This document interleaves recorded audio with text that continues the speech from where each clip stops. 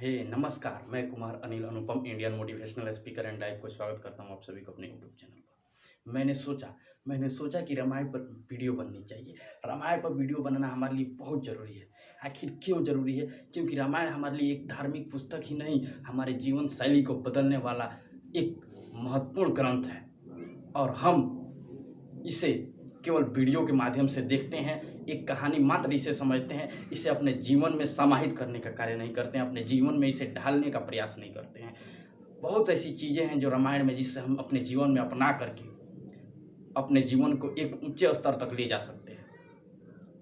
इसीलिए मैंने गहन विचार किया, गहन अध्ययन किया और तब मैंने सोचा कि रामायण पर मैं 25 या 30 मोटिवेशनल वीडियो सीरीज के माध्यम से रामायण की पूरी कहानी आप लोगों तक पहुंचाऊं, ताकि देश का युवा, हर एक व्यक्ति, हर एक महिला, हर एक पुरुष, हर एक बच्चा अपने ज़िंदगी को बदल सके, ये समझ सके कि आखिर रामायण एक वीडियो की कहानी मात्र ही नहीं है, एक केवल घटना ही नहीं है। बस इससे हम क्या शिक्षा ले सकते हैं, हम अपने जीवन में क्या ग्रहण कर सकते हैं। तो मैंने सोचा कि एक कहानी बननी चाहिए, एक मोटिवेशनल वीडियो आप लोग तक पहुंचनी चाहिए। तो मैंने फर्स्ट मोटिवेशनल वीडियो शुरुआत की है रामायण की उस पात्र से जहां से महाराज दशरथ की आत्मविश्वास और अति आत्मविश्वास की कहानी के बारे में हम जानेंगे। वो अति आत्मविश्वास की कहानी क्या है और इसे हम अपने जीवन में कैसे ढाल सकते हैं और इससे हम क्या सीख ले सकते हैं। गाइज, आप सभी को पता है कि महाराज दशरथ शब्द वेदी बाण चलाने में कितने माहिर थे। उनको यह बहुत ही अच्छे से यह ज्ञान प्राप्त था, क्योंकि वे प्राणियों के हर एक लैंग्वेज, हर एक भाषाओं से पारंगत थे। वे जानते थे कि किस प्राणी, मनुष्य का, हाथी का, शेर का, हिरण का, सिंह का क्या भाषा है, और उसके हिसाब से वे अपना बाण चलाया करते थे, जिसे शब्द वेदी बाण कहा जाता था। केवल शब्द को सुन करके और उस तरफ अपने बाण को छोड़ देना, यही होता है शब्द वेदी बाण चलाना। और उनका यह आत्मविश्वास, सेल्फ कॉन्फिडेंस, उनके लिए ओवर कॉन्फिडेंस, अति आत्मविश्वास कैसे साबित हुआ और इससे हम क्या शिक्षा ले सकते हैं। तो चलिए बढ़ते हैं कहानी की तरफ। एक बार महाराज दशरथ अपने तालाब के किनारे टहल रहे थे। उसी समय श्रवण कुमार पानी भरने के लिए अपने माता पिता, जो उनके अंधे माता पिता थे, उनके लिए पानी लाने के लिए तालाब पर आए थे। महाराज दशरथ जंगलों में कुछ दूरी पर टहल रहे थे। जब उन्होंने किसी प्राणी के पानी भरने की आवाज़ सुनी, तब उन्होंने सोचा कि शायद कोई जानवर है, और उन्होंने केवल जानवर के आवाज़ को सुन करके, केवल उस आवाज़ को सुन करके उस तरफ बाण छोड़ दिए, और यह बाण श्रवण कुमार को जा लगी। और जब उनके कराह से एक इंसान की आवाज़ निकली, तब महाराज दशरथ को समझ में आया कि अरे, मैंने गलती कर दी, मैंने एक इंसान की जान ले ली। और वह तुरंत वहाँ पहुँचे, और जब वे वहाँ पहुँचे तो श्रवण कुमार ने उनसे पूछा कि हे महाराज, आखिर मेरी क्या गलती थी कि आपने मुझ पर बाण चलाया।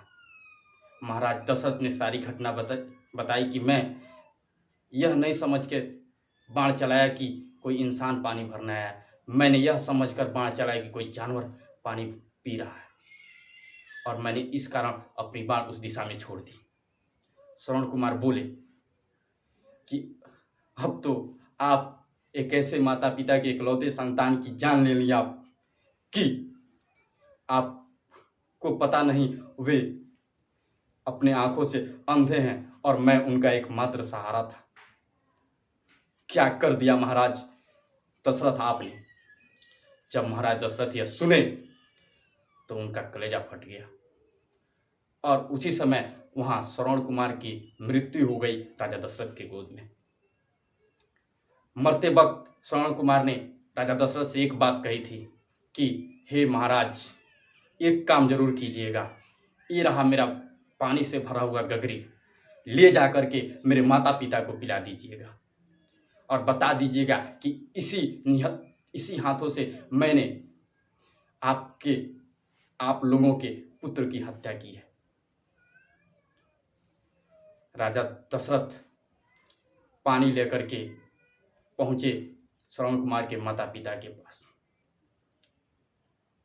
कहा जाता है कि भगवान किसी इंसान को कोई चीज दे ना दे, बहुत कुछ दे देता है। उनके माँ बाप भले ही अंधे थे, लेकिन वो पहचान गए कि ये मेरा बेटा नहीं है। राजा दशरथ ने भी वहाँ पे अपनी सच्चाई बताई। तब दंपति ने श्राप दिया कि हे राजन, जिस प्रकार हम अपने पुत्र के वियोग में आज तड़प के मर रहे हैं, एक दिन ऐसे भी तुम भी अपने पुत्र के वियोग में तड़प के मरोगे। ये हम लोगों का श्राप है। और आप लोगों को पता होगा कि जब श्री राम माता कैकेयी के आदेश पे 14 वर्ष के लिए वनवास के लिए जा रहे थे, तब उसी समय पुत्र के वियोग में राजा दशरथ, महाराज दशरथ ने अपने प्राण त्याग दिए। तो इससे हमें क्या शिक्षा मिलती है? इससे हमें यही शिक्षा मिलती है कि हम अपने जीवन में कुछ अच्छा करें। सेल्फ कॉन्फिडेंस का होना अच्छी बात है, लेकिन इसका कतई ये नहीं कि हम अपने सेल्फ कॉन्फिडेंस को ओवर कॉन्फिडेंस के हवाले कर दें। मतलब यह कि हम किसी चीज़ में पारंगत हैं तो उसे ये नहीं कि अपने इच्छा के आधार पे करें, उससे जो सावधानियां हैं उसको भी बरतना ही सेल्फ कॉन्फिडेंस का कार्य होता है। मानता हूं कि एक डॉक्टर, बहुत ही अच्छा डॉक्टर इलाज करता है किसी रोगी का, किसी पेशेंट का, लेकिन क्या जिस रोगी को अन्य दवा की आवश्यकता है, क्या उस रोगी को कोई दूसरा दवा दे सकता है? जी नहीं। कितना हो भी अच्छा डॉक्टर होगा, अपने सेल्फ कॉन्फिडेंस के बल पर वह उस रोगी को दूसरी दवा इसलिए नहीं दे सकता क्योंकि वो जानता है कि अगर मैं इस रोगी को या दूसरी दवा दे दूंगा तो इसकी मृत्यु हो जाएगी। और ऐसा ही हम अपने जीवन में करते हैं, गलतियां करते हैं। सेल्फ कॉन्फिडेंस हमारे पास होता है, लेकिन हम इसको ओवर कॉन्फिडेंस के हवाले कर देते हैं और उसका परिणाम यह होता है कि हम चोटी पर भी पहुंचकर धरा पर गिर पड़ते हैं। महाराज दशरथ के जीवन की मात्र एक वही काली घटना थी कि उतने प्रतापी और महान राजा होने के बावजूद भी उनके जीवन में एक कलंक लग गया। वो भी था श्रवण कुमार का जो मृत्यु का कारण। तो सेल्फ कॉन्फिडेंस अच्छी बात है, किंतु हमें इसे सावधानी से करना। जब हम सेल्फ कॉन्फिडेंस और सावधानी को एक साथ करते हैं तब हम लाइफ में बहुत अच्छा करते हैं। लेकिन वही चीज जब हम अपने सेल्फ कॉन्फिडेंस को ओवर कॉन्फिडेंस में बदल करके आगे बढ़ते हैं और सोचते हैं कि हम ही हैं, मैं जो पढ़ा रहा हूँ वही सही है। हाँ, शिक्षक की यहाँ पे बात है कि शिक्षक लोग समझते हैं, बहुत लोग अच्छे प्रोफेसर हो जाते हैं, चाहे कोई भी टीचर हो जाते हैं, तो अपने हवाले से पढ़ाने लगते हैं, कभी घर पे रीडिंग नहीं करते हैं। जिंदगी का एक ही नियम जो है वो सार्थक है, वो कहा जाता है सीखो और सिखाओ, लर्निंग एंड टीचिंग। लेकिन जब कोई व्यक्ति सीखता तब तक है जब तक उसकी इच्छाएं ना पूरी हो जाती। जब वह व्यक्ति किसी पद को प्राप्त कर लेता है, उसके बाद से वो अपने आप के हुनर को अपने हवाले से ही शिक्षा देना शुरू कर देता है। वह तनिक भी नहीं सोचता है कि सामने वाले बच्चे के भविष्य का क्या होगा। अच्छी बात है सेल्फ कॉन्फिडेंस, लेकिन इससे हमको एक चीज समझना है कि हमारे सामने जो बच्चा बैठा है वो वर्तमान में जो पढ़ रहा है उसी के लेकर के वो फ्यूचर में IAS होगा, DM होगा, चाहे अपनी जिंदगी को सुदृढ़ करेगा।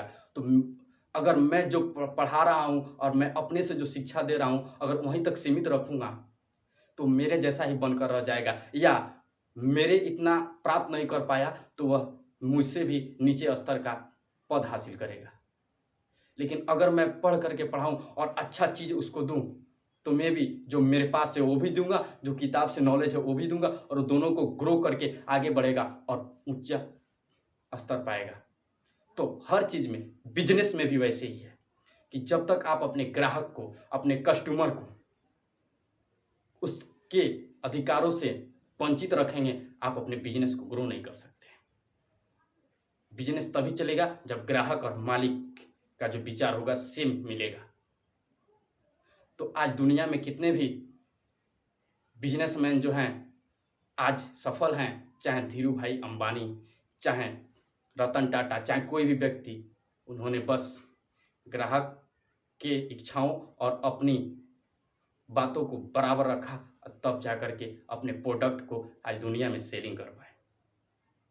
तो इस अध्याय से, इस रामायण के प्रथम मोटिवेशनल वीडियो से हमें यही शिक्षा मिलती है कि सेल्फ कॉन्फिडेंस का होना हमारे पास अच्छी बात है, किंतु हम इसे जब कर रहे हैं किसी कार्य को तो सावधानी के साथ करें। इससे हमारा हमेशा के लिए सेल्फ कॉन्फिडेंस बरकरार रहेगा। अगर हम इसको ओवर कॉन्फिडेंस में बदल दिए कि अरे नहीं मैं ही ठीक हूँ, सामने वाला तो मेरे सामने एकदम चूहा है, मैं ही शेर हूँ, तो गाइज ऐसा अगर सोच रहे हैं आप तो आप लाइफ में सफल नहीं हो सकते। सेल्फ कॉन्फिडेंस अच्छी बात है, किंतु सेल्फ कॉन्फिडेंस को जब हम ज़्यादा तवज्जो दे करके विदाउट केयरफुली कार्य करने लगते हैं तो इसको ओवर कॉन्फिडेंस में बदलने में देर नहीं लगता है, और ऐसे लोग चोटी पर भी होते हुए धरा पर गिर पड़ते हैं। तो होपफुली यह वीडियो आप लोगों को बहुत ही यूजफुल सिद्ध हुआ होगा। शेयर कीजिए, सब्सक्राइब कीजिए और ऐसे ही लर्निंग्स लेते रहिए हमारे YouTube चैनल के माध्यम से। नमस्कार, मिलते हैं अगले वीडियो में, तब तक के लिए धन्यवाद।